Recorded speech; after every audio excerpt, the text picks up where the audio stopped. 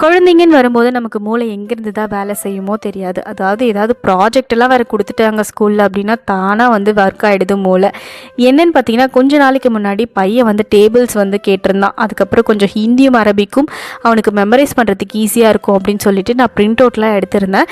இதை எப்படி நான் லேமினேட் பண்ண போகிறேன் அப்படின்றத உங்கள் கூட ஷேர் பண்ணிக்க போகிறேன். ரொம்ப ஈஸியாக வந்து இதை பண்ணிடலாம். நிறைய இடத்துல லேமினேஷனுக்கு மிஷின் இருக்குது. பட் அதெல்லாம் யூஸ் பண்ணாமல் இந்த மாதிரி செல்ஃப் அடிசிவ் ஸ்டிக்கரை மட்டும் நம்ம வாங்கிட்டு அந்த புக் கவரை மட்டும் வாங்கி வச்சுக்கிட்டா போதும். ஒரு ரோல் வந்து பார்த்திங்கன்னா இங்கே யூஏயில் 10 கிராம்ஸ்க்கு தான் நான் சஃபாரி மாலில் வாங்கினேன். இதை வாங்கி வச்சுட்டா போதும். நம்ம எல்லாத்தையுமே வந்து ப்ரொடெக்டிவாக வந்து லேமினேட் பண்ணி வச்சிடலாம். இப்போ இந்த பிரிண்ட் அவுட்டை நான் அப்படியே செவத்தில் ஒட்டினேன் அப்படின்னா கண்டிப்பாக கொஞ்சம் நாள் அது கிழிஞ்சு போகும். இல்லை ஏதாவது தண்ணி பட்டுச்சுன்னா அந்த பிரிண்ட் எல்லாமே அழிஞ்சு போகும்.